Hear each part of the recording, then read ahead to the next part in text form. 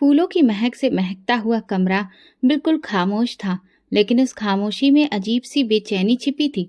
हर तरफ सुर्ख रोशनी, खुशबू और किसी जश्न की गवाही दे रही थी।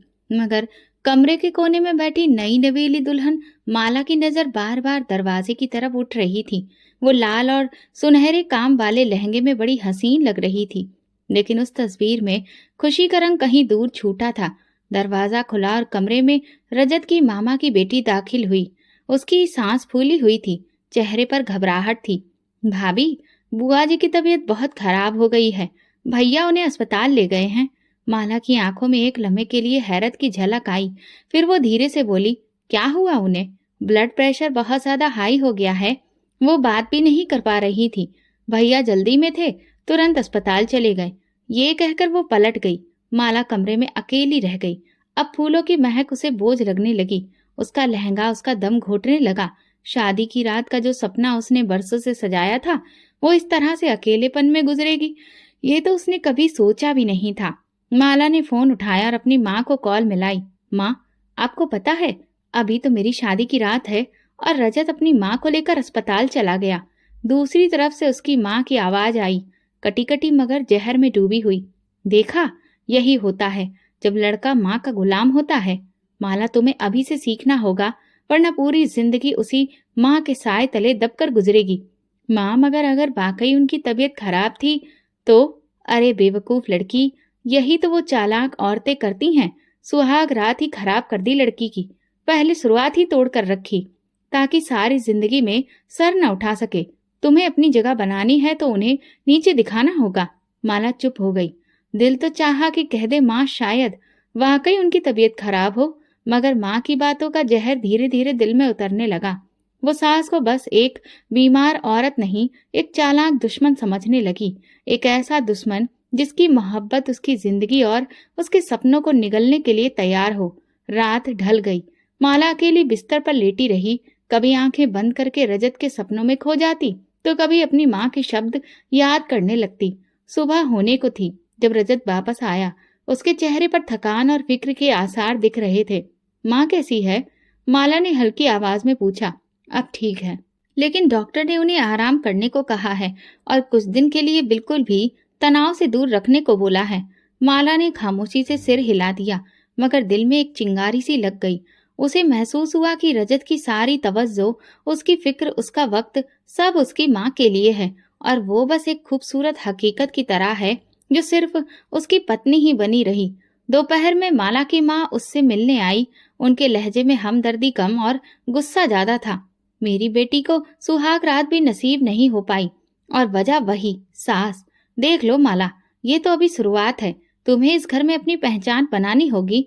तुम ये जज्बाती ड्रामा से खुद को बचाना। माला ने सिर हिलाया। उसकी आंखों में खामोश विद्रोह उभर आया था। मोहब्बत की जगह अब जिद ने ले ली थी, और ये जिद आने वाले दिनों को एक तूफान में बदलने वाली थी। रात को जब रजत कमरे में आया, माला ने करवट बदल ली। रजत ने हैरत से पूछा, क्या बात है? तुम मुझसे नाराज हो? तुम्हें क्या फर्क पड़ता है? तुम्हारे लिए तो सबसे अहम तुम्हारी माँ है। माला का तीखा लहजा देखकर उसने कहा, ऐसी बातें क्यों कर रही हो माला? माँ सच में बीमार थी। मैं क्या करता? अगर वो बीमार थी तो उनको आपकी जगह कोई और भी तो अस्पताल लेकर जा सकता था। रजत ने ठंडी सांस ली और चुप हो गया। उसने सोचा, ये बस शादी के शुरुआती दिनों का दबाव है, सब ठीक हो जाएगा। मगर वो नहीं जानता था कि जो बीज आज दिलों में बोया जा रहा है, वो कल जहर उगलेगा। पहली रात गुजर गई, लेकिन उस रात की खामोशी में दरार की पहली ईंट रख दी गई थी। सुबह का सूरज कमरे की खिड़की से छन छन कर अंदर दाखिल हो रहा था, लेकिन मन की आंखों में रोशनी नहीं, सिर्फ शिकायतें थीं। रजत अपनी माँ संतोषी की दवाइयाँ और नाश्ता लेने के चक्कर में व्यस्त था, और माला इधर सजी सवरी बिस्तर पर अकेली लेटी थी। कल रात की नाराजगी आज सुबह एक बहस बन चुकी थी, जो हर बात में चुभने लगी थी। वो धीरे से बोली, आपके लिए चाय तैयार है, माँ जी के लिए भी एक कप रख लेना, उनकी शुगर कम है आज। रजत ने नरमी से कहा और तौलिया लेकर बाथरूम की तरफ बढ़ गया। माला ने अपने होंठ कस के दबा लिए। दिल चाहा कि कुछ बोले, मगर खुद को रोक लिया। लेकिन खामोशी का मतलब सुकून नहीं होता। दिल की दीवारों पर जो शब्द नहीं बोले जाते, वो और भी गहराई छोड़ जाते हैं। दोपहर के बाद रजत कमरे में आया। माला अब भी तैयार हुई थी, चेहरे पर हल्की सी उम्मीद की चमक थी। चलिए बाहर चलते हैं, थोड़ा घूमते हैं, मुझे भी हवा बदलने की जरूरत है। रजत ने मुस्कुराकर उसकी तरफ देखा, मगर फिर नजरें फेर कर बोला, माँ को आज दोबारा चेकअप के लिए ले जाना है, डॉक्टर ने बुलाया है, तुम आराम करो तो हम जल्द वापस आ जाएंगे। माला की चमकती आंखों में लम्हे भर में कोहरा उतर आया। हम मतलब आप और आपकी माँ? हाँ, मेरे अलावा है कौन उनका? और मैं नहीं चाहता कि माँ अकेली जाए। उनकी तबीयत कल रात बहुत खराब थी। माला ने अपना रुख फेर लिया। रजत ने शायद कुछ महसूस किया, मगर बिना कुछ कहे वो वहां से निकल गया। दोपहर के समय दरवाजे पर दस्तक हुई। माला की माँ और दो बहनें हाथों में गिफ्ट बैग और चंचल बातों के साथ दाखिल हुईं। सबने रस्म और रिवाज के मुताबिक नए जोड़े पहनाए, चूड़ियां पहनाई और खूब सारी तस्वीरें खींची, मगर माला के चेहरे की उदासी छुपी नहीं रह सकी। रजत कहाँ है? उसकी माँ ने आंखें मटकाकर पूछा। माँ जी को डॉक्टर के पास ले गए हैं, माला ने सपाट लहजे में जवाब दिया। माला की माँ ने नाक सिकोड़ी। लड़का शादी करके भी माँ के साथ घूम रहा है, तुम्हें कुछ करना पड़ेगा माला, तुम पत्नी हो, कोई नौकरानी नहीं कि हर वक्त उसकी माँ के पीछे पीछे घूमो। माला चुप रही, मगर उसकी बहनें ठहाका लगाकर बोली, दीदी कहीं आपके पति माँ के आशिक तो नहीं? माला के कानों में और जहर घोला जा रहा था और दिल में ये ख्याल अब और गहरा हो गया कि इस घर में वो एक गैर जरूरी इंसान है। बहन ने करीब आकर कान में धीरे से कहा, सुन लो, जो सास को ऊपर रखे वो बीवी को हमेशा नीचे ही रखता है। तुम्हें वक्त पर अपनी जगह लेनी होगी, अगर आज नहीं तो कल वो तुम्हारे यहाँ से निकल जाएगा। शाम ढल चुकी थी। राजत जब वापस आया तो दरवाजे पर जूतों की कतार देखकर चौंका। माँ को सहारा देकर अंदर लाया। माला की माँ ने सिर्फ औपचारिकता के लिए उनका हाल चाल पूछा और फिर संतोषी जी को ऊपर से नीचे तक अपनी नजर से तोला, जैसे परख रही हो कि ये औरत आखिर कितनी कमजोर है।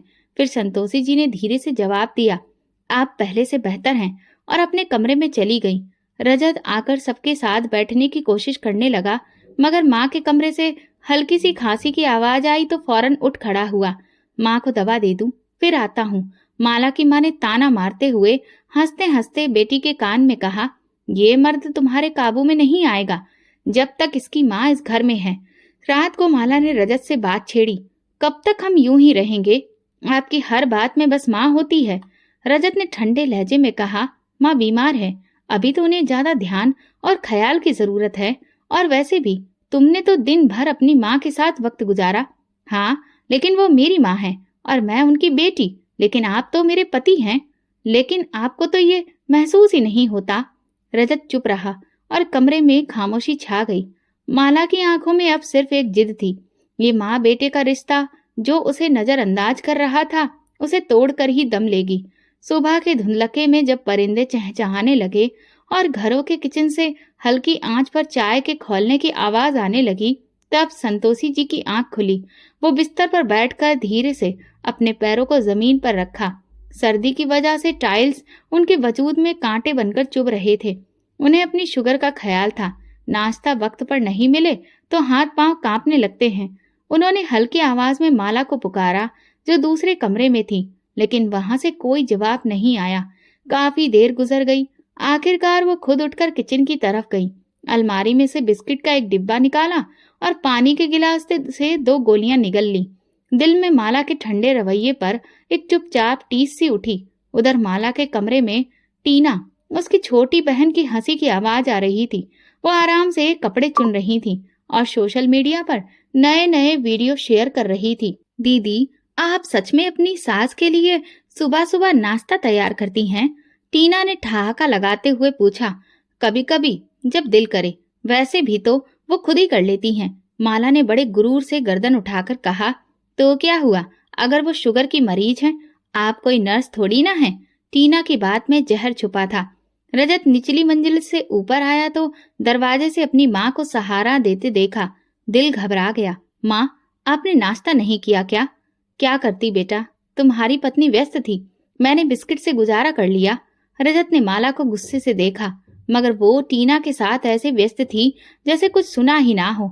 उसके होठों पर मुस्कुराहट फैली रही, लेकिन अंदर एक तूफान उठ चुका था। दोपहर को जब मोहल्ले की औरतें जमा हुई तो माला ने चाय ऐसे अंदाज में पेश की जैसे वो एहसान कर रही हो। बातों बातों में एक औरत बोली, माला बेटा, शादी को अब तो साल भर होने को आया है, कोई खुशखबरी कब सुना रही हो? माला के चेहरे का रंग उड़ गया। किसी ने कहा, अरे तुम तो बहुत खूबसूरत हो, बस भगवान तुम्हें औलाद भी दे। तभी एक और बुढ़िया ने धीरे से कहा, पिछले हफ्ते वो गीता बता रही थी कि उसकी बहू उम्मीद से है, सुना है वो भी झूठी ही निकली। माला ने चाय का कप रख दिया और सीधा अपने कमरे में चली गई। टीना, जो अभी भी वहीं बैठी थी, उसके पीछे जाकर दरवाजा बंद किया। दीदी, ये औरतें तो सूली पर चढ़ा देती हैं। माला की आंखों में आंसू थे, मगर वो रोई नहीं। उसने शीशे में खुद को देखा और धीरे से कहा, सब मेरे खिलाफ हैं। उसी वक्त संतोषी जी अंदर आईं। माला ने तुरंत अपना पल्लू ठीक किया और सिर झुका लिया। बेटा, वो औरतें तो गंवार हैं, जलन से भरी हैं, उनकी बातों को दिल पर ना लो। भगवान सबको सब कुछ वक्त पर देता है, तुम फिक्र ना करो। संतोषी जी का लहजा नरम था, लेकिन माला को लगा जैसे वो हमदर्दी के पर्दे में उसे जख्म दे रही हो। अच्छा है माँ जी, मगर कुछ बातें इंसान के दिल में चुभ जाती हैं, और जब हर बात पर सवाल उठे तो बर्दाश्त करना मुश्किल हो जाता है। संतोषी जी पल भर को खामोश रहीं, फिर बोली, बेटा, मैं तुम्हारी सास हूँ, दुश्मन नहीं। अगर तुम्हें कोई बात महसूस हो रही है तो तुम मुझे बता सकती हो। माला ने आंखें उठाकर उनकी तरफ देखा, लेकिन कुछ कहे बिना कमरे से बाहर निकल गई। संतोषी जी का दिल बैठ गया। वो जानती थी अब वो वक्त नहीं रहा जब बहू माँ की तरह सास को अपना मानती थी। शाम को रजत वापस आया तो माला ने नाराज होकर कहा, अब मुझे सब लोग बांझ समझने लगे हैं और आपने कभी मेरा साथ नहीं दिया। रजत ने परेशान होकर उसके पास बैठते हुए कहा, मैं तुम्हारे साथ हूँ, मगर तुम खुद इतनी दूर रहती हो कि मुझे समझ नहीं आता कि कैसे तुम्हें संभालूं। संभालने की जरूरत ही नहीं, सिर्फ मेरी इज्जत करो। ये माँ के ताने, औरतों की बातें, ये सब खत्म होनी चाहिए। रजत चुप हो गया। उसके सामने माँ की बीमारी, पत्नी की शिकायतें और घर की कलह सब एक साथ खड़ी थी। रात के सन्नाटे में जब पूरा घर अंधेरे में डूबा था, माला अपनी आंखों में नींद की बजाय बेचैनी की चुभन लिए बिस्तर पर करवटें बदल रही थी। बाहर कहीं दूर से कुत्ते के भौंकने की आवाज आ रही थी और कमरे में हल्की रोशनी में रजत सुकून से सो रहा था। माला के दिल में एक नई तपिश पैदा हो रही थी। मन में मोहल्ले की औरतों की बातें गूंज रही थीं। पता नहीं ये लड़की किस नसीब से आई है, औलाद भी नहीं हुई और सास भी साल भर से बिस्तर पर ही पड़ी है। पता नहीं क्या माहौल होगा इनके घर का। माला ने धीरे से आंखें बंद की, मगर एक चेहरा बार बार सामने आता रहा। संतोषी का चेहरा, जो दिखने में नरम था मगर माला की नजर में अब एक साजिश वाला चेहरा बन चुका था। अगली सुबह नाश्ते की मेज पर खामोशी छाई थी। रजत अखबार पढ़ रहा था और संतोषी जी दवा खा रही थी। माला ने चाय का कप रजत के सामने रखा और खुद कोने में बैठ गई। माला, तुम नाश्ता नहीं करोगी? संतोषी जी ने नरमी से पूछा। माला ने बिना देखे जवाब दिया, मुझे भूख नहीं है। रजत ने अखबार एक तरफ रखा, माला की तरफ देखा, लेकिन कुछ कहे बिना दोबारा चाय की चुस्की लेने लगा। कुछ पल बाद माला के सब्र का पैमाना लबालब हो गया। वो एकदम से बोली, रजत, मुझे तुमसे एक बात करनी है, लेकिन वादा करो कि तुम जज्बाती नहीं होगे। रजत ने सर हिलाया। कहो, क्या हुआ? तुम्हारी माँ मुझे कई तरह की बातें कहती हैं। रजत का चेहरा एकदम सख्त हो गया। क्या? किसने कहा तुमसे? किसी ने कुछ नहीं कहा, खुद सुना है। मैंने सुना था कि वो अपनी सहेली से फोन पर बात कर रही थी। कह रही थी कि मैं तो किस्मत की मारी हूँ, बहू आए भी तो बांझ। रजत की सांस फूलने लगी। उसने गुस्से से कहा, माला, तुम जानती हो माँ ऐसी बात नहीं कह सकती। अगर तुम्हें मुझ पर यकीन नहीं है तो कोई बात नहीं, मगर हर रोज मुझे उन औरतों की बातें सुनाई पड़ती हैं, और अब तुम्हारी माँ की जहर भरी बातें भी। भला मैं कहाँ जाऊं? रजत ने मेज पर जोर से हाथ मारा। बस करो, बहुत हो गया। तुम्हारी हर बात में मेरी माँ को तुम क्यों घसीट लाती हो? वो बीमार है, वो तुमसे बड़ी हैं, उनकी इज्जत करो। माला की आंखें नम हो गईं, मगर वो चुप रही। उसके दिल में अब कोई दुख नहीं था, एक ठोस इरादा था। दिन गुजरते गए और माला ने अपनी खामोशी को एक हथियार बना लिया। एक दिन जब रजत ऑफिस गया था, संतोषी जी ने माला को आवाज दी, बेटा, मेरा ब्लड प्रेशर कम हो रहा है, जरा नमकीन लस्सी बना दो। माला ने दूर से जवाब दिया, अभी मैं व्यस्त हूँ, आप खुद बना लीजिए। संतोषी चुप रही। थोड़ी देर बाद जब माला किचन में आई तो देखा कि संतोषी जी ने खुद ही लस्सी बना ली थी और कांपते हाथों से गिलास उठा रही थी। एक लम्हे को माला के अंदर कुछ अजीब सा हुआ, मगर उसने इस एहसास को झटक दिया, बहुत ड्रामेबाजी आती है इन्हें। उसने दिल ही दिल में सोचा। शाम को रजत ने माँ की तबीयत पूछी तो वो बोली, ठीक हूँ बेटा, बस थोड़ी कमजोरी थी। मैंने माला को लस्सी बनाने को कहा लेकिन उसने सुना ही नहीं। तभी माला ने तुरंत कहा, मैं किचन में व्यस्त थी। रजत ने सर हिलाया मगर कुछ कहा नहीं। माला ने अपनी माँ को तुरंत कॉल किया और सारी बात उन्हें बताई। दूसरी तरफ उनकी माँ ने जवाब दिया, अब तुम्हें समझ आ रहा है, वो औरत कभी तुम्हें अपना नहीं मानेगी, तुम्हें वो इसी तरह से धीरे धीरे जख्म देगी। अब वक्त है बदला लेने का, मोहब्बत से नहीं नफरत से। माला ने आईने में खुद को देखा। उसके चेहरे पर अब मासूमियत नहीं थी, आंखों में एक अनजानी रोशनी थी। संतोषी जी जो हर रोज भगवान से प्रार्थना करती थी, अब उनके मन में थकान और सवाल थे। शायद एक ही फरियाद थी कि बेटे की मोहब्बत सच है या फिर उसकी पत्नी की कहानी जीत जाएगी। और माला वो दिल से फैसला कर चुकी थी। बदगुमानी अब नफरत में बदल चुकी थी और वो उस नफरत को खामोशी से, चुपचाप लेकिन पूरी शिद्दत से समेटने लगी थी। संतोषी जी अब बड़ी बेचैन रहने लगी थी। रजत दफ्तर जा चुका था। माला पहले से भी ज्यादा चुप थी और उसकी खामोशी में किसी तूफान का आभास था। उसने नाश्ता बनाया मगर संतोषी जी के कमरे में जानकारी देना भी ठीक नहीं समझा। संतोषी जी कुछ देर बाद खुद दरवाजा खोलकर बाहर निकली तो किचन में चूल्हे पर पड़ी खाली कढ़ाई को देखकर वापस लौट गई। 10:30 बज चुके थे। इसके बाद माला ने धीरे से माँ जी के कमरे की चाबी ली और दरवाजा बाहर से बंद कर दिया।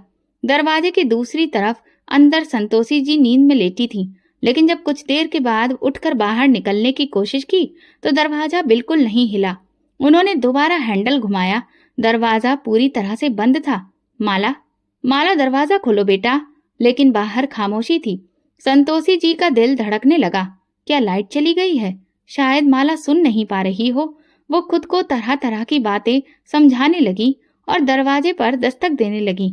फिर आवाज ऊंची की, बेटा मैं बंद हो गई हूँ, खोलो। लेकिन किचन में माला चाय के कप के साथ बैठी अपनी माँ से फोन पर बात कर रही थी। बस माँ, आज पहला सबक पढ़ा दिया है। बंद कमरे में भूख और प्यास जब सिसकियां बनकर गूंजती हैं तो गुरूर खुद ब खुद घुटने टेक देता है। दूसरी तरफ उसकी माँ ने खूब तारीफ करना शुरू कर दी। बहुत अच्छा, अब देखना वो खुद तुम्हारे कदमों में आएगी। दोपहर की धूप बढ़ने लगी। कमरा अंदर से भट्टी बन चुका था। संतोषी जी की शुगर नीचे जा रही थी। उन्होंने दीवार के सहारे बैठने की कोशिश की। हे भगवान, ये कौन सी परीक्षा है? पानी भी नहीं है। हे भगवान, मेरी बहू को कुछ तो समझा दो। उनके होंठ सूख चुके थे, आवाज भारी हो चुकी थी, लेकिन वो बार बार दरवाजे पर दस्तक देती रही। अंदर वक्त रुक गया था और बाहर माला के दिल में नफरत का तूफान उठ रहा था। शाम के करीब रजत की गाड़ी गेट के सामने रुकी। वो रोज की तरह ठहाके लगाता अंदर आया। माला ने सोफे पर लेटने की एक्टिंग शुरू कर दी और पानी की कुछ बूंदें लेकर आंखों पर छिड़क ली। अब वो पूरी तरह तैयार थी। रजत पास आकर बोला, माला क्या हुआ? तुम्हारी तबीयत ठीक नहीं लग रही। माला ने धीरे से आंखें खोली। बस सर में बहुत दर्द है, दिल घबरा रहा है, शायद ब्लड प्रेशर का मामला है। रजत तुरंत पानी लेने के लिए उठा और नरमी से बोला, तुमने कुछ खाया था? चलो डॉक्टर के पास ले चलता हूँ। इसी वक्त संतोषी जी के कमरे से धीमी सी आवाज आई, जैसे कोई बहुत थका हुआ हो और बेहोश होने वाला हो। वो लगातार पुकार रही थी। रजत चौंक गया। माँ! उसने जल्दी से कमरे की तरफ दौड़ लगाई। दरवाजा खोलने लगा तो अंदाजा हुआ कि वो तो बाहर से बंद है। बेचैनी से उसने तेजी से दरवाजा खोला। सामने संतोषी जी जमीन पर हल्की बेहोशी की हालत में दिखी। चेहरा सफेद, होंठ सूखे, सांस उखड़ी हुई। माँ! रजत ने उन्हें सहारा दिया। ये क्या हुआ? आप अंदर कैसे बंद थीं? संतोषी जी ने मुश्किल से होंठ हिलाए। दरवाजा बंद हो गया था। सुबह से पानी तक नहीं मिला है। रजत ने बेयकीनी से माला को देखा, फिर तेजी से पानी का गिलास लाकर दिया। माँ की हालत देखकर वो घबरा गया। तुरंत किचन में आया, माला को देखा और सख्त लहजे में बोला, माँ सुबह से कमरे में बंद थी, पानी तक नहीं पिया।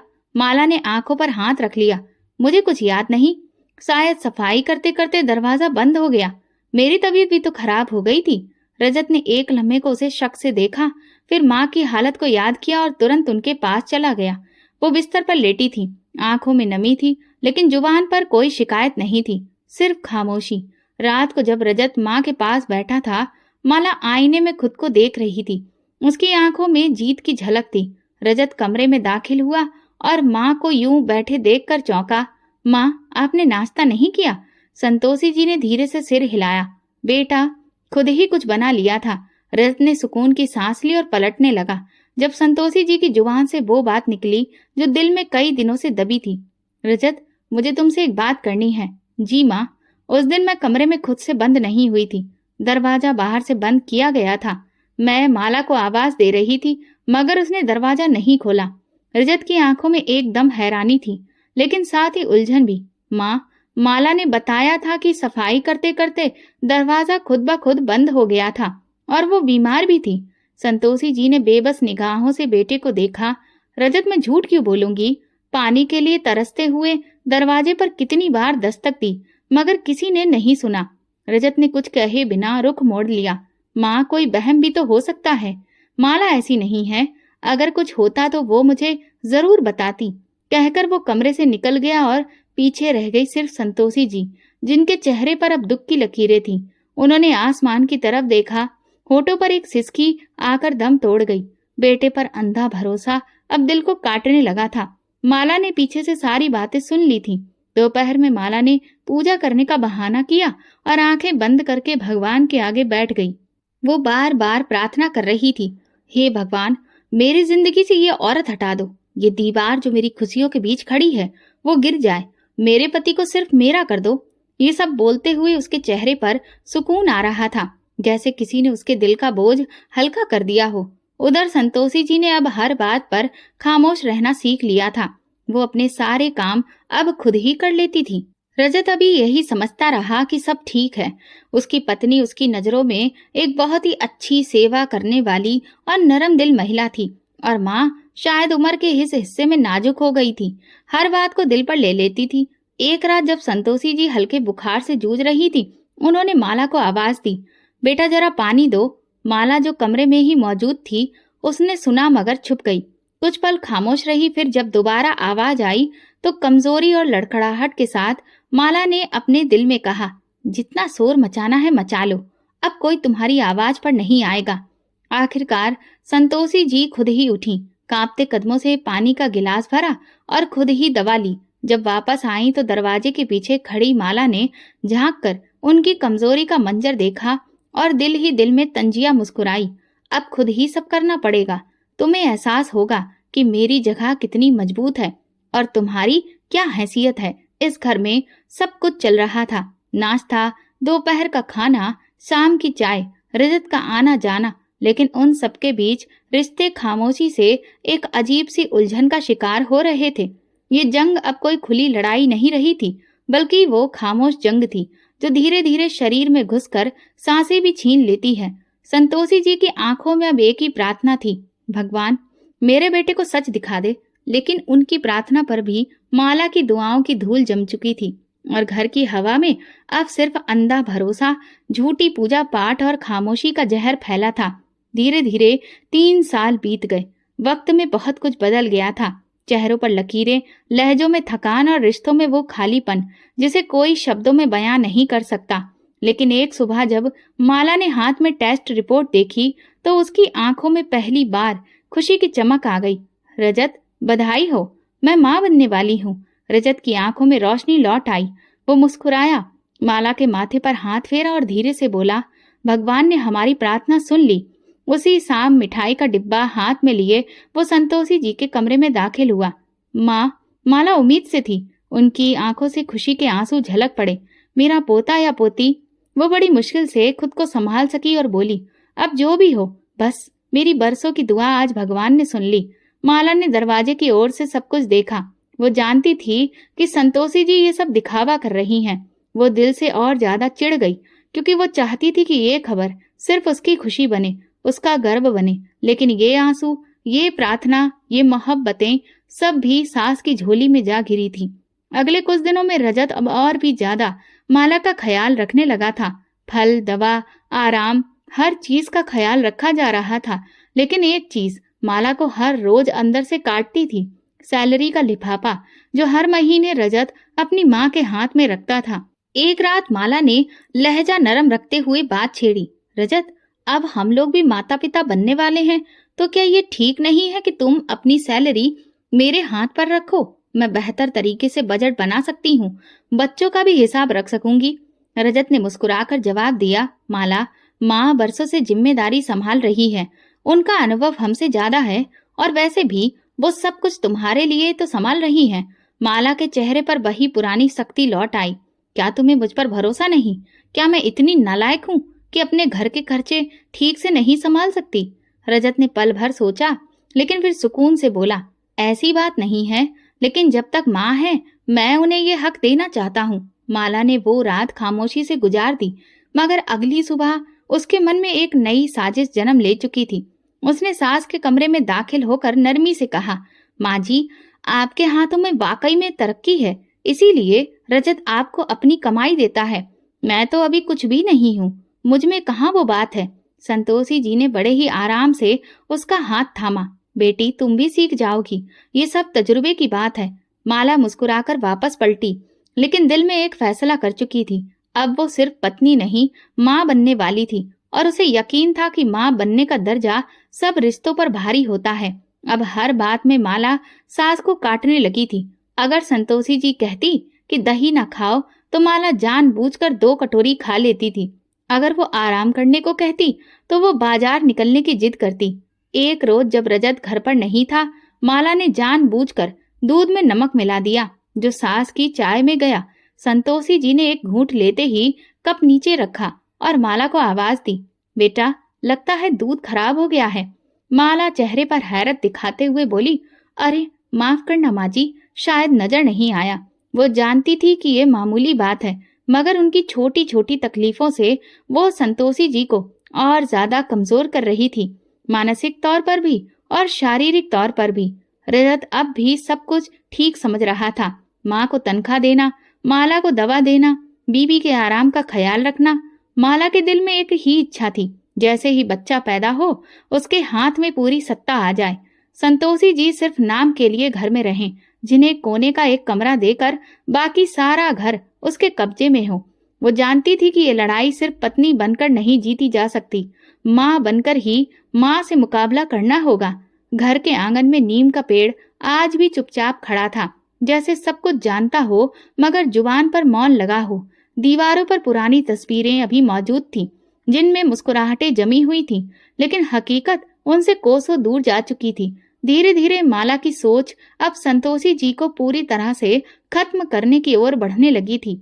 माँ बनने की खबर के बाद रजत अब उस पर बहुत ध्यान दे रहा था, लेकिन इसके साथ साथ वो अपनी माँ का भी ख्याल रखता था।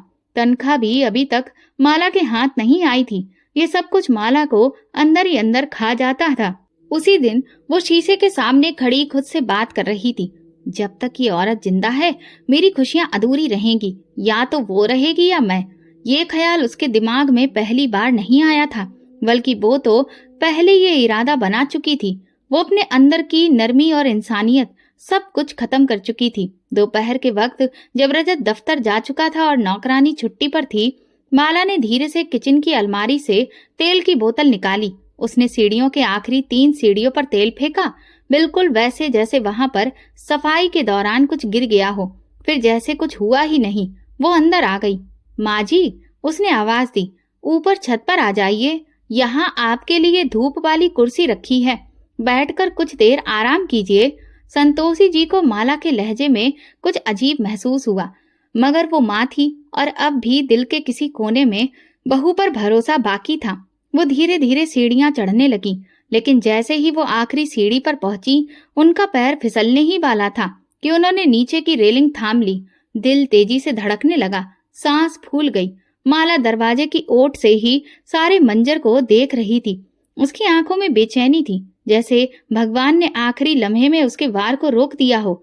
संतोषी जी थोड़ी देर सीढ़ियों पर ही बैठ गईं, फिर नीचे उतरकर अपने कमरे की ओर चली गईं। माला दांत पीस कर रह गई। अब भी बच गई ये औरत, मौत को भी हरा देने वाली निकली ये तो। वो गुस्से से बिफर पड़ी और खुद ही सीढ़ियों की सफाई के बहाने ऊपर जाने लगी। जैसे ही उसने तेल पर कदम रखा, एक चीख हवा में गूंज गई। माला का संतुलन बिगड़ा, पांव फिसला और वो जोर से नीचे आ गिरी। सिर के पीछे सीढ़ियां लग गईं और कमर में ऐसी चोट आई कि एक लम्हे के लिए सांस रुक गई। घर के अंदर खामोशी छा गई, मगर कुछ ही पल बाद संतोषी जी दौड़ती हुई बाहर निकली।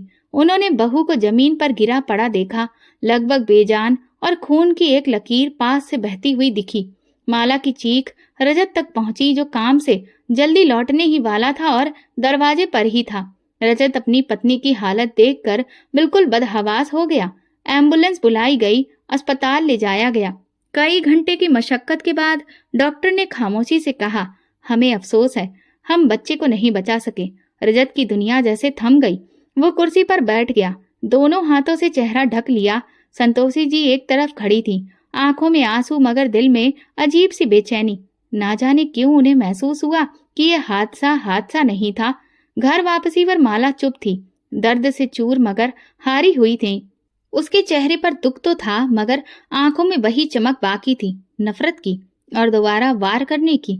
संतोषी जी ने उसके लिए फल और दवा लाने की कोशिश की, मगर माला ने हाथ झटक लिया। मैं खुद सब कर लूंगी, आप रहने दें।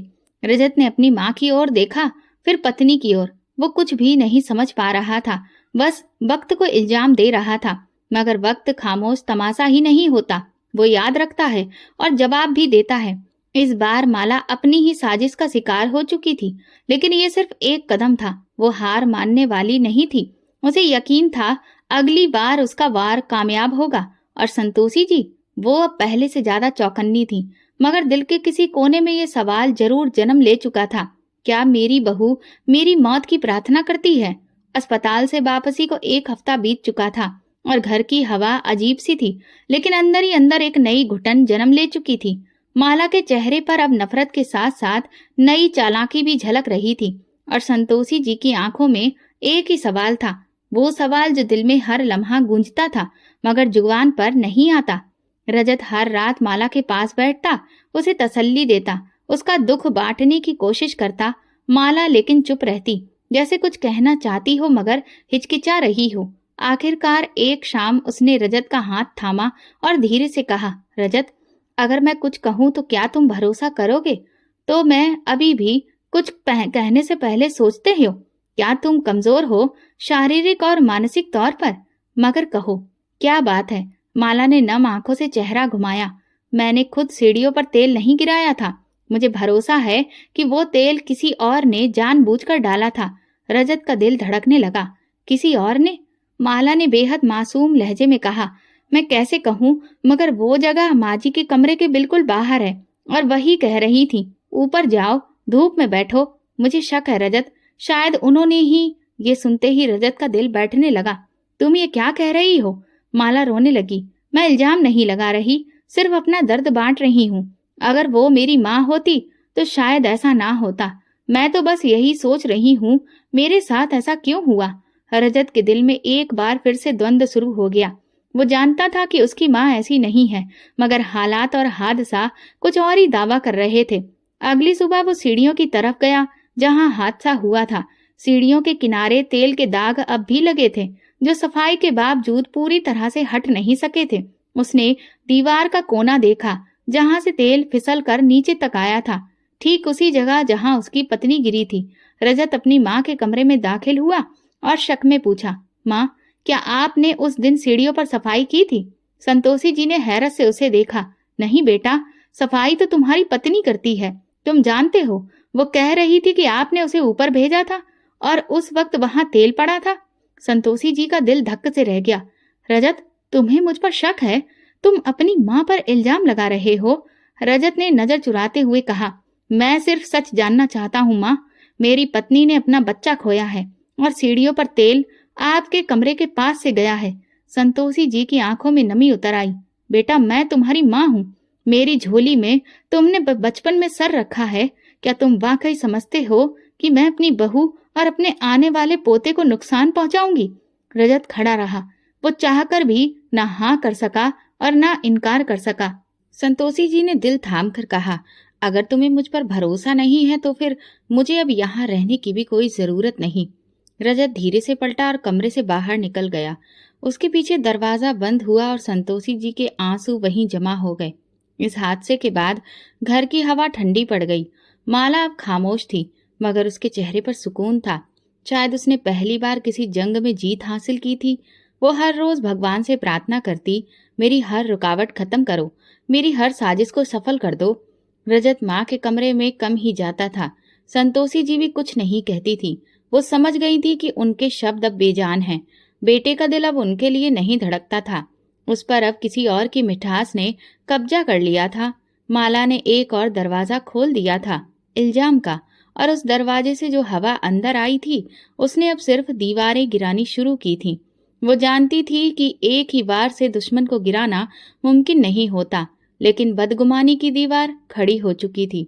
अब बाकी हमले आसान हो गए थे और संतोषी जी, वो सिर्फ सब्र का दामन थामे किस्मत का खेल देख रही थी, चुपचाप, बिना आवाज के। अकेली संतोषी जी हर दिन कोने में खामोश बैठकर गुजारती थी। ना किसी से शिकायत, ना किसी से सिकवा। उनकी आंखों में बरसों की थकान थी। बेटे की बेरुखी का दुख और बहू की चालाकी की गहराई साफ झलक रही थी। माला ने इस खामोशी को कमजोरी समझ लिया था। उसने दिल में ठान लिया था कि अब बड़ा कदम उठाने का वक्त आ गया है। अब संतोषी जी का साया भी वो बर्दाश्त नहीं करेगी। एक दिन रजत दफ्तर से जल्दी लौटा तो देखा माला रो रही थी। उसके हाथ में फटे कपड़े का टुकड़ा था और माथे पर मामूली खरोच। क्या हुआ माला, ये जख्म कैसे लगे? रजत परेशान हो गया। माला ने बस इतना कहा कि किचन में गैस खत्म हो गई। जब मैंने माँ जी से कहा तो उन्होंने मुझे धक्का दिया, मुझे फटे पुराने कपड़े पहनने के लिए दिए। ये कहकर वो फूट पड़ी। रजत का चेहरा गुस्से से लाल हो गया। बस बहुत हो गया, आज मैं फैसला करके रहूंगा। वो तेज कदमों से माँ के कमरे में दाखिल हुआ। संतोषी जी तकिए से लगकर बैठी थी। पूछताछ में वो गरज के बोला, आप इतना कैसे गिर सकती हैं माँ? मेरी पत्नी पर हाथ उठाया आपने? संतोषी जी ने चौंक कर बेटे की ओर देखा। रजत, होश में हो? मैंने कुछ नहीं किया। वो झूठ बोल रही है। झूठ? वो झूठ क्यों बोलेगी? रोज रोज यही शिकायतें, अब जख्म भी, ये सब इत्तेफाक है क्या? रजत का लहजा जहर से भरा हुआ था। संतोषी जी ने बहते आंसुओं को रोकने की कोशिश की। रजत बेटा, तुम ही तो मेरा सब कुछ थे, क्या इतना बदल गया? आज आपको फैसला करना होगा। या तो आप ये घर छोड़ दें या माला जाएगी। मैं अब ये जहर नहीं झेल सकता। संतोषी जी ने जैसे ही उसके शब्द सुने, वो धीरे से उठी और रजत के पास आई। लड़खड़ाती आवाज में बोली, तुमने उस औरत के कहने पर मेरा भरोसा तोड़ दिया।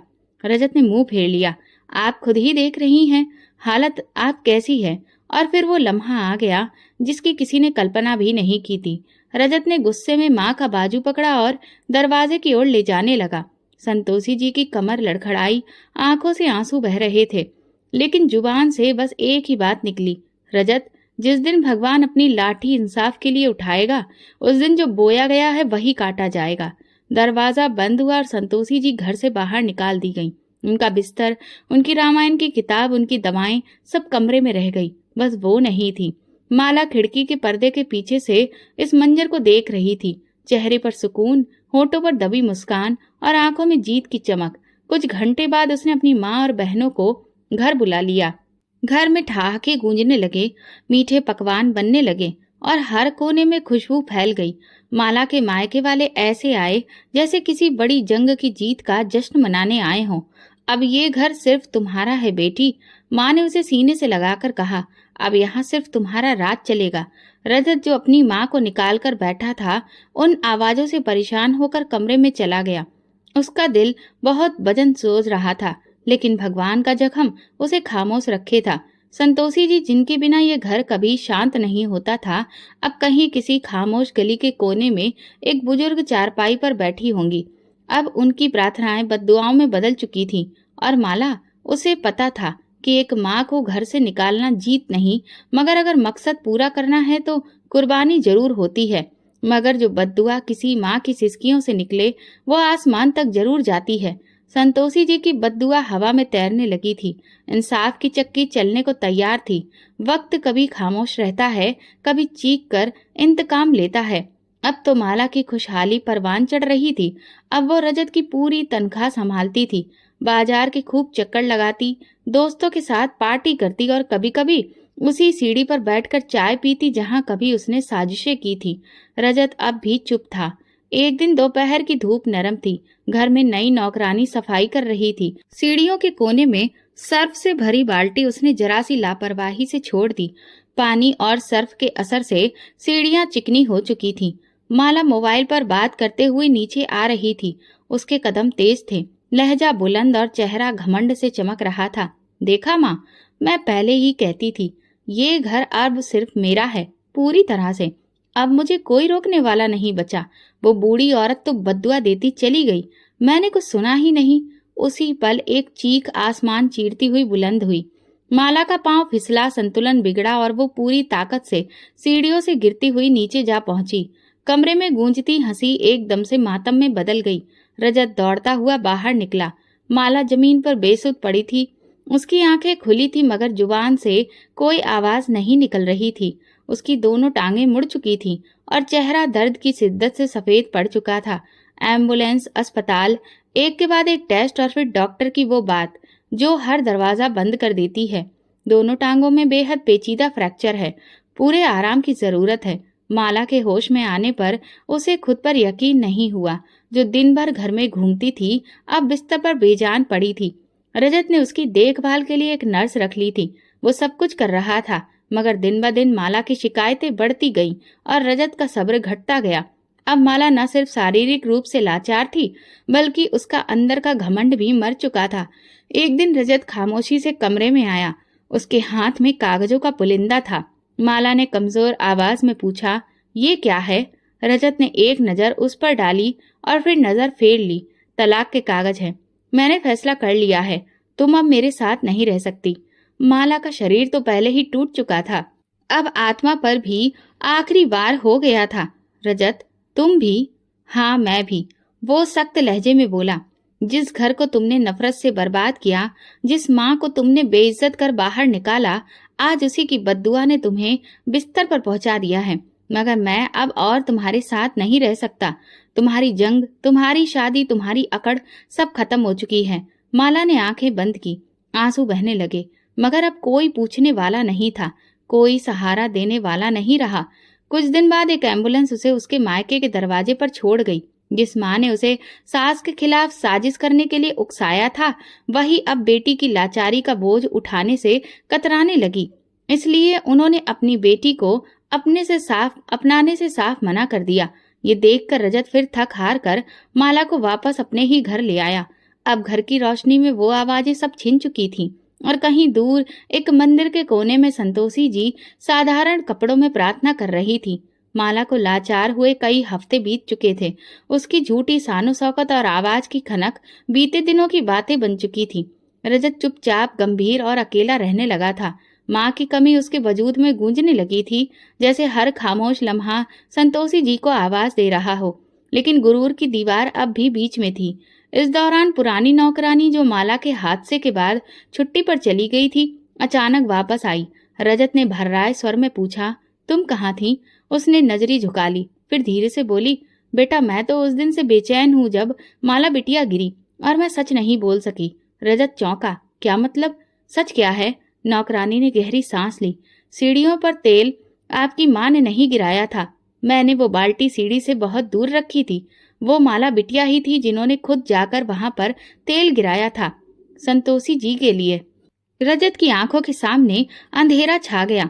कदम लड़खड़ाने लगे और दिल जैसे किसी नाजुक शीशे की तरह टूटने लगा। तुम सच कह रही हो? उसकी आवाज घबरा गई। हाँ बेटा, मैंने अपने कानों से सुना था।